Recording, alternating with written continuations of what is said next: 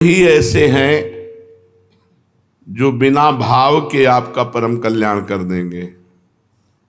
एक तो भगवान नाम महाराज और दूसरे संत महाराज। तुम्हारा भाव बने न बने, उनकी बात मान लो, उनके घेरे में बने रहो। दो ही ऐसे हैं जो बिना भाव के भी तुम्हें परम पद दे देंगे। एक तो नाम महाराज, भगवान का नाम, और दूसरा संत महाराज। संत कृपा करें तो घोर पापी को भी महात्मा बना दें, और बना दिया। बहुत से ऐसे प्रसंग हैं। सच्चे संत मिल जाएं जो भगवान में रमण करते हैं, तो जैसे लोहा का भाव हो या ना हो, पारस मणि छू जाए तो सोना बन ही जाएगा। ऐसे हमारे भाव हो या ना हो, संत मिल जाएं तो हमारे अंदर के दुर्गुणों का नाश हो ही जाएगा और हम स्वर्ण की भांति चमकने लगेंगे, सद्गुण संपन्न हो जाएंगे। तो सच्चे संत कैसे मिले, क्या करें जिससे हमें सच्चे संत मिले और उनसे हमारा कल्याण हो? तो देखो, सच्चे संतों की जमात नहीं होती, भीड़। सच्चे संतों की जमात नहीं होती। तथापि आपकी प्रबल श्रद्धा और उत्कंठा हो कि मुझे सच्चे संत मिले, तो भगवान आप पर कृपा करें पहले, फिर आपको सच्चे संत मिलेंगे। जब द्रवहि दीन दयालु राघो तो साधु संगति पाइए। संतों का संग ऐसे नहीं है। जब आपकी प्रबल श्रद्धा और चाह हुई या प्रबल पुण्य पल एकत्रित हुआ तो भगवान की कृपा हुई और फिर तुम्हें साधु समागम मिला। सच्चे संत भगवान की कृपा से मिलते हैं। संत मिलन की तीव्र आकांक्षा करो, भगवान से पुकारो कि आप सच्चे संत का हमें संग दे दो। संत मिलन के लिए भगवान से प्रार्थना करो, आराधना करो। जब भगवत कृपा हो जाएगी, या तुम्हें वहां पहुंचा दिया जाएगा या वो संत तुम्हारे पास स्वयं आ जाएंगे और तुम्हारा परम कल्याण हो जाएगा। संत मिलन का मतलब है परम कल्याण हो जाना। अब निश्चित भगवत प्राप्ति हो जाएगी, क्योंकि अब मुझ भाव भरोस हनुमंता, बिनु हरि कृपा मिले नहीं संता। जो प्रभु मोहि अनुग्रह कीन्हा, तो तुम आए दरसठ दीना। अब निश्चित भगवत प्राप्ति होनी है, क्योंकि संत समागम मिल गया। सच्चे महात्मा का दर्शन, स्पर्श, श्रवण, उनके समीप कुछ क्षण निवास करना, बैठना, उनका एकांत में स्मरण करना, अमोघस्य निश्चित भगवत प्राप्ति करा देगा। संत दर्शन, संत संभाषण, संत सहवास, संत स्मरण एकांत में निश्चित भगवत प्राप्ति करा देगा। ना पहचानने पर भी केवल दर्शन के फल स्वरूप से मनुष्य के सारे पाप नष्ट हो जाते हैं। संत दरस जिम पातक टरई। आप जानते नहीं सच्चे महापुरुष, लेकिन देख लिया तो उनके देखने मात्र से आपके पाप नष्ट हो जाएंगे, अज्ञान का नाश हो जाएगा और भगवत प्राप्ति का राह, जो भगवत प्राप्ति का मार्ग है, वो पुष्ट होने लगेगा अनजाने में। और कहीं जानकर श्रद्धा पूर्वक, तब तो क्या कहना है। तो आप बताइए, क्या संत दर्शन का फल है पाप नष्ट हो जाना? संत दर्शन का फल है संत बन जाना। सही माने में संत दर्शन का फल है संत बन जाना। बाहर से भले संत न बने, लेकिन अंदर से वो संत बन जाता है। अनजाने में यदि किसी को संत समागम मिल जाए तो संत के प्रभाव से उसके पाप नष्ट हो जाएंगे, अवगुण नष्ट हो जाएंगे और उनमें संतों के गुण प्रकाशित हो जाएंगे। संतों के गुण प्रकाशित हो जाएंगे। संत के अंदर जो भागवतिक परमाणु होते हैं, वो दर्शन करने वाले, स्पर्श करने वाले, संभाषण करने वाले, जो संत से बातचीत कर ले तो उसके भजन का उस दिन का छठा हिस्सा उसे मिल जाता है, बातचीत करने वाले को। ये हमने सिद्ध महापुरुष से सुना है कि अगर संत तुमसे बातचीत कर ले तो उस दिन का, एक दिन का भजन का छठा हिस्सा तुम्हें प्राप्त हो जाएगा। तो संत के अंदर जो भागवतिक परमाणु होते हैं वो उस काम करते हैं। वो सामने वाले को देखा, बातचीत की, स्पर्श किया या पास बैठा या प्रसाद कुछ, उससे उसके अंदर के परमाणु बदल जाते हैं और वो आगे चलकर संत ही बन जाएगा। भेष भले न रखे, उसकी स्थिति साधुतामयी होगी, उसका स्वभाव संतमय होगा। लोग कहते हैं कि संतों की चरण धूल सिर पर लगाओ, ये क्या है, इसका क्या महात्मा है? संत की चरण धूल सिर चढ़ाने की तो बात रही दूर, यदि उनके चरणों का चिंतन कर लो तो तुम्हारा कल्याण हो जाएगा। फिर उनके चरणों की स्पर्श की हुई यदि धूल माथे पे चढ़ गई तो तुम्हारा प्रारब्ध बदल जाएगा, भाग्य बदल जाएगा, अंतःकरण शुद्ध हो जाएगा और निश्चित तुम भगवत प्राप्ति के अधिकारी बन जाओगे यदि संत चरण धूलि सर पर धारण करोगे। रघुगण को यही उपदेश किया जड़ भरत जी ने कि न तपस्या से, न वेदाध्ययन से, न यज्ञों से, न सूर्य चंद्र की उपासना से, न गृहस्थ धर्म के पालन से, ये जो मैं उपदेश कर रहा हूं ये केवल महापुरुषों की चरण धूलि से जागृत होता है। रहो गणित तत्तपसा न यात न चेज्या न निरूपणाद गृहाद्वा न छंदसा नैव जलाग्न सूर्यो बिना महात्पाद रजोभिषेकम। संत चरण धूलि अंतःकरण को शुद्ध करके भगवत साक्षात्कार करा देती है। और फिर श्री जी की चरण धूलि, जो रज शिव सनकादि की आचत सो रज शीश चढ़ाओ, इसीलिए कहते हैं वृंदावन की रज माथे पे लगाओ, पूरे शरीर पे अभिषेक करो, लोटो इस रज में, तुम्हारे भाग्य बदल जाएंगे, तुम्हारा मंगल हो जाएगा। संतों की वाणी की बड़ी महिमा है, इसका क्या प्रभाव है? संत वाणी सीधा परिवर्तन करती है, सीधा सुना और परिवर्तन होने लगा। देखा बाद में, मिले बाद में, वर्षों पहले गलत आदतें छूट गई, गंदी बातें छूट गई, आप में अच्छी बातें आ गई, बाद में संत से मिले। वाणी का सीधा स्पर्श हृदय में और परिवर्तन, ये संत वाणी का प्रभाव है। जो जितना पहुंचा हुआ उतनी जोर की वाणी काम करेगी, सुनते ही हमारा हृदय परिवर्तित हो जाएगा। अगर कहीं हम उनको देख सकें, सामने बैठकर उपदेश सुन सकें और उसका मनन कर सके तो कहना ही है क्या है। लेकिन केवल अगर हमने सुन भी लिया है तो उसका फल होगा दुर्गुणों का नाश और सद्गुणों का प्रकाश। संत वाणी अमोघ है। आज तक किसी का भी कल्याण हुआ है तो संत वाणी से हुआ है। मति कीरति गति भूति भलाई, जब जेहि जतन जहां जे पाई, सो जानो सत्संग प्रभाऊ, लोकहु वेद न आनो पाऊ। अगर किसी की मति गति कीरति सब विशुद्ध हुई है तो संत वाणी से हुई है। सत्संग क्या है? जिन भोगों से हमारा अंतःकरण मलिन हुआ, दुष्ट विचार हमारे हृदय में आते थे, उससे हमारा अंतःकरण मलिन हुआ।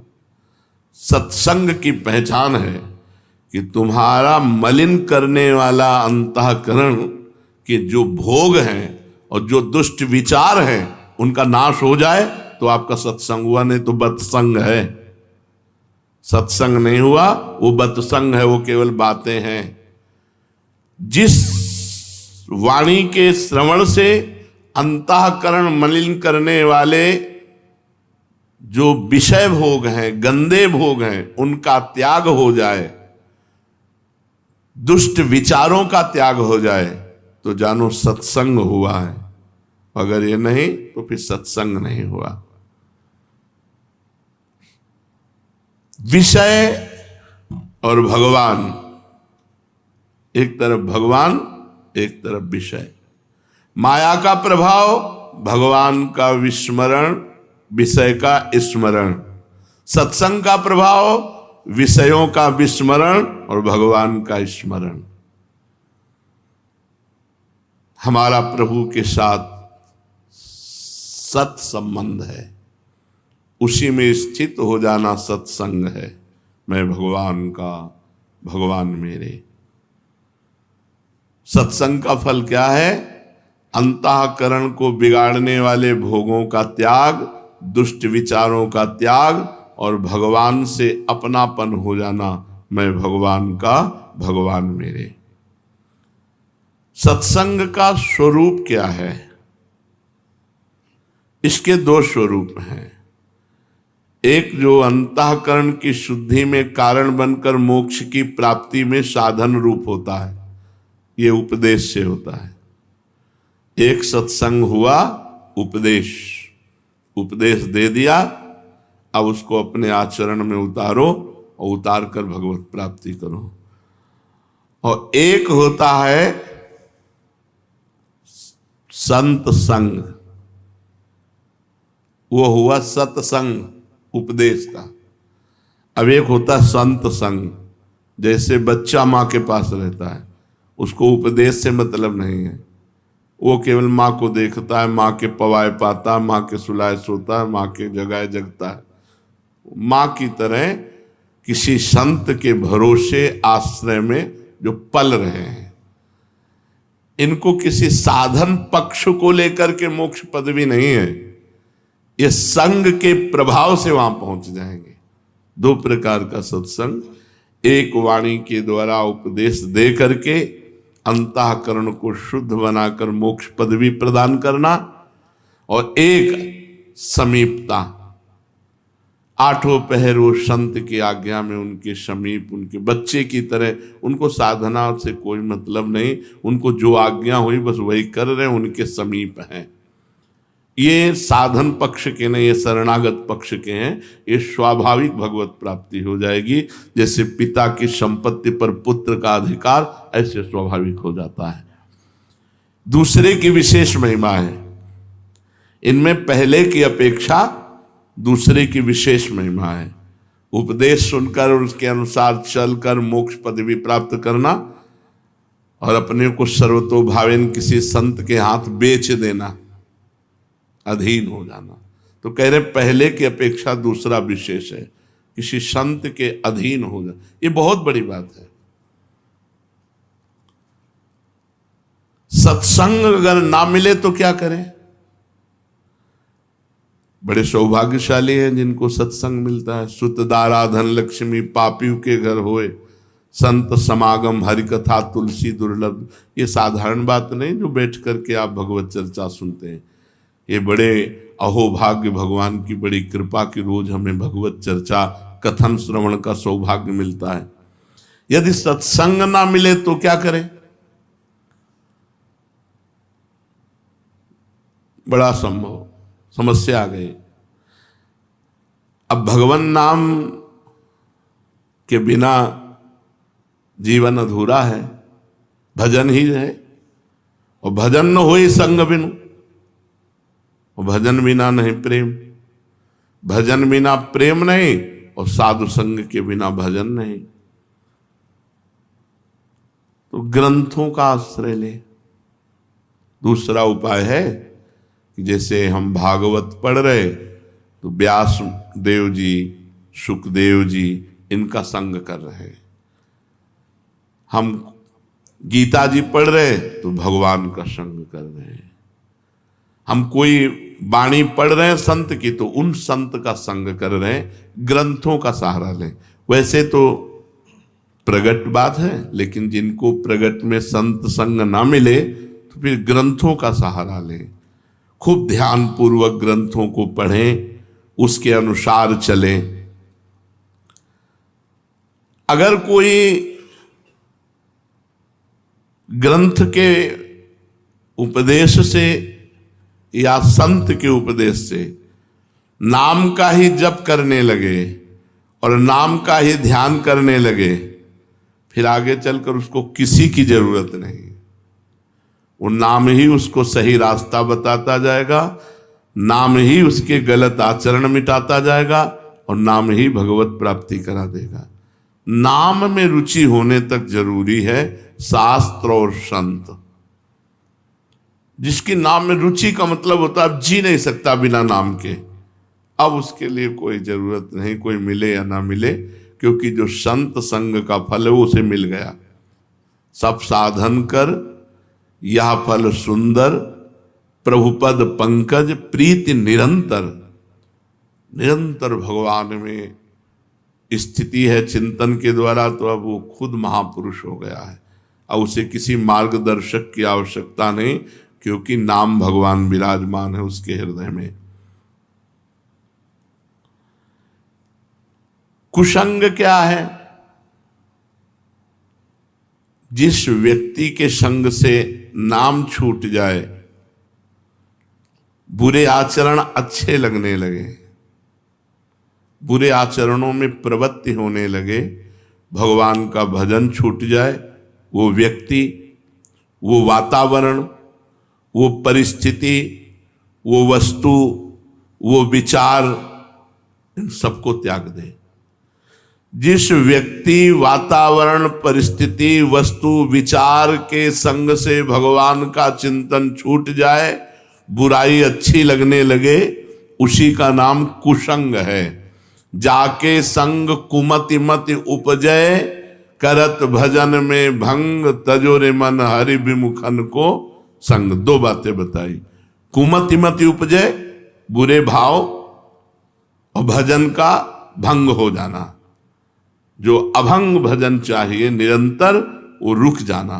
भजन छूट गया और गंदे विचार आ गए, किसी वस्तु के खाने से या किसी वातावरण से या किसी व्यक्ति से या किसी परिस्थिति से, वो सब कुसंग है। वो व्यक्ति, वस्तु, परिस्थिति, विचार, वो सब कुसंग है जिसके संग से भजन छूट जाए और भोग अच्छे लगने लगे। भगवान की ओर से चित्त वृत्ति हटे जिसके संग से, भोग विषयों में रुचि बढ़े जिसके संग से, वो कुसंग है। यही पहचान है। कुसंग की पहचान है भोगों में रुचि बढ़े और भगवान से चित्त वृत्ति हटे, कुसंग हो गया। चाहे वो वस्तु का हो, चाहे व्यक्ति का हो, चाहे पदार्थ का हो, चाहे परिस्थिति का हो। बहुत सावधान रहना। हमें वो खाना नहीं, वहां जाना नहीं, वो देखना नहीं, उससे बोलना नहीं, उससे संबंध नहीं रखना जिससे भजन छूट जाए। जाके प्रिय न राम वैदेही, तजिए ताहि कोटि बैरीशम, यद्यप परम स्नेही। चाहे वो हमारा कितना प्रिय रिश्तेदार क्यों न हो। तो कुसंग का प्रभाव क्या है? मनुष्य को उन्नति के मार्ग से पतन के मार्ग में पहुंचा देना। संग के अनुसार मन बनता है और मन से आचरण होते हैं। तो जब कुसंग होता है तो मन गंदा हो जाता है, फिर मन गंदे विचार प्रकट करता है, फिर गंदे आचरण बनते हैं, दुर्गति हो जाती है। कुसंग का सीधा फल है दुर्गति। इसलिए मनुष्य को कभी नीच का संग नहीं करना चाहिए। नीच माने पतन मार्ग वाले। जो पतित गंदी बातें करे, प्रपंच की बातें करे, भोग की बातें करे, भगवान से विमुख होने की बात करे, वो चाहे कोई भी हो, दूर से ही उसका संग त्याग कर देना चाहिए। साधु और असाधु में अंतर क्या है? बहुत बड़ा अंतर है। असाधु के संग से मोह बढ़ेगा और साधु के संग से ज्ञान बढ़ेगा, असाधु के संग से भोग बुद्धि बढ़ेगी और साधु के संग से योग बुद्धि बढ़ेगी। भगवान में योग, महात्माओं का समागम भगवान से मिलाता है, और जो असाधु है, दुरात्मा है, ये नरक पहुंचाते हैं। क्योंकि नरक के 3 द्वार हैं, काम, क्रोध और लोभ। कामा, क्रोधा तथा लोभा तस्मादेत त्रयम त्यजेत। भगवान ने कहा 3 नरक के द्वार हैं। अगर इनमें से काम, क्रोध, लोभ कोई एक भी है तो हमें नरक पहुंचा देगा। तो वैसे तो हमारे अंदर है ही, अगर कुसंग हो गया तो और बढ़ जाएगा।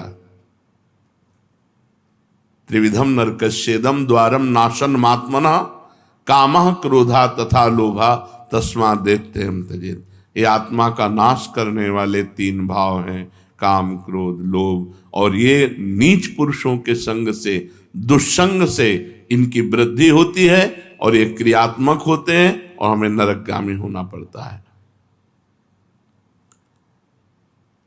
सत्संग की जीवन में कितनी आवश्यकता है? जैसे जीने के लिए श्वास की आवश्यकता है, ऐसे हमारे जीवन के लिए सत्संग की आवश्यकता है। सत्संग नहीं मिला, 2 मिनट में ऐसी वृत्ति हुई, गंदा काम किया, आजीवन जेल, आजीवन जेल। बस 2 मिनट संभालना था बुद्धि को, नहीं संभाल पाए और ऐसा कृत्य हो गया, ऐसे आचरण हो गए कि थू थू और संसार में चले गए। ऐसा क्यों हुआ? क्योंकि सत्संग से रहित बुद्धि है। जीवन में जैसे जीने के लिए हमें श्वास की जरूरत है, ऐसे ही हमें सत्संग की जरूरत है। सत्संग की, बिना सत्संग के मनुष्य पशु है, राक्षस है, जो मन में आया सो कर रहा है। जिसके जीवन में सत्संग नहीं है उसका जीवन अधूरा जीवन है। जैसे हम श्वास के बिना जीवित नहीं रह सकते, ऐसे हम सत्संग के बिना परम पवित्र जीवन नहीं धारण कर सकते। चाहे वो जितनी अवस्था हो जाए, हमारी दुर्वासनाएं सत्संग से ही नष्ट होती हैं।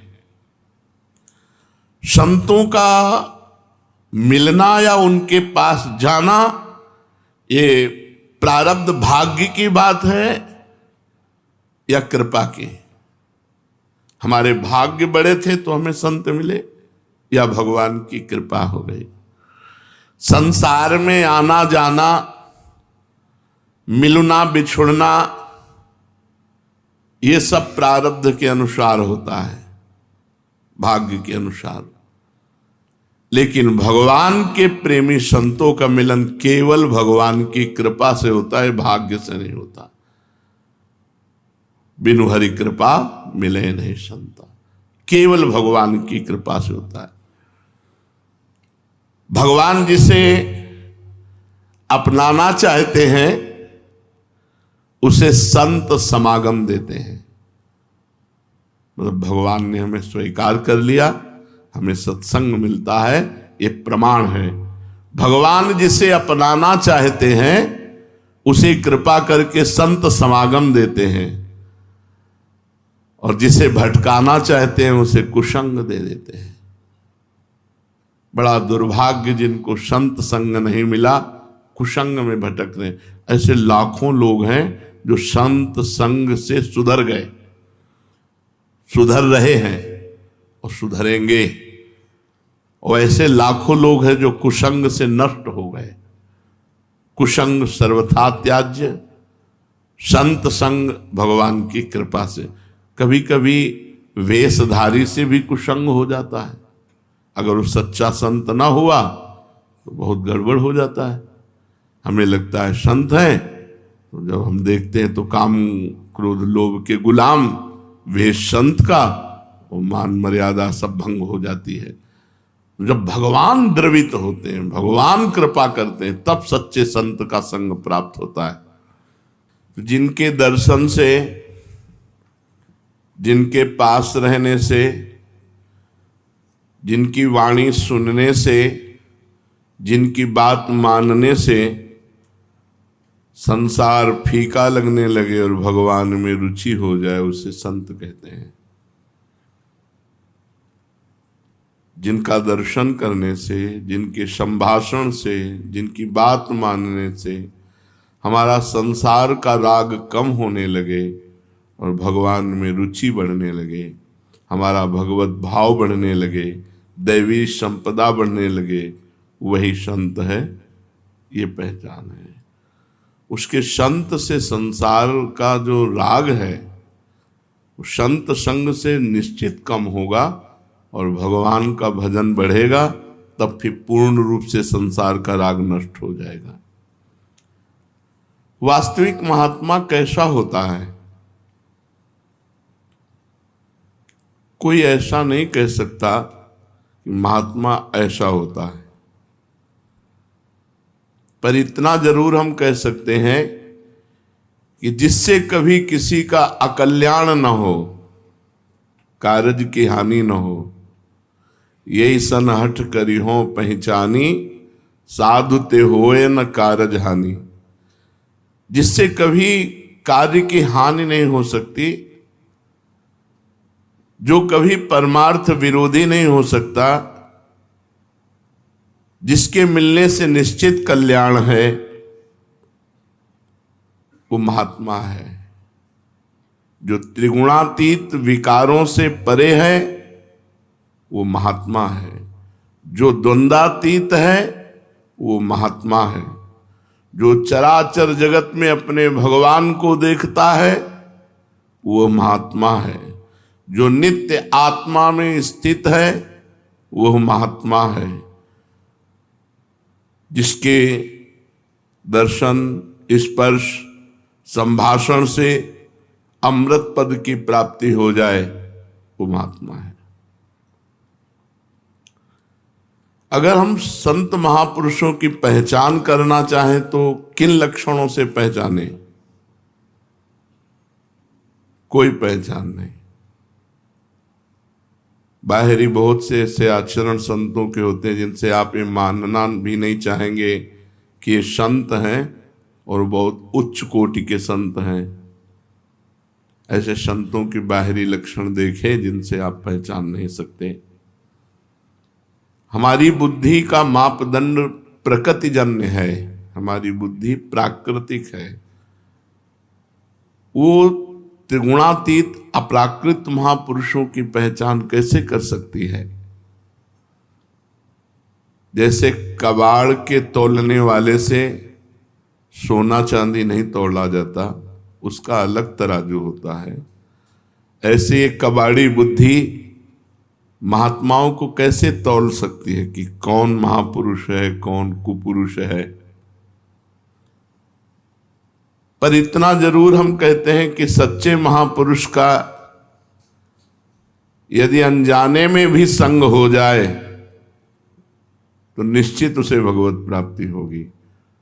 देवर्षि नारद जी ने कहा, महासंगस्तु दुर्लभ हो। महापुरुषों का संग दुर्लभ है, पर अगम्यों, उनका निर्वाह कर पाना कठिन है। अगर निर्वाह कर ले गए तो अमोघस्य निश्चित भगवत प्राप्ति हो जाएगी।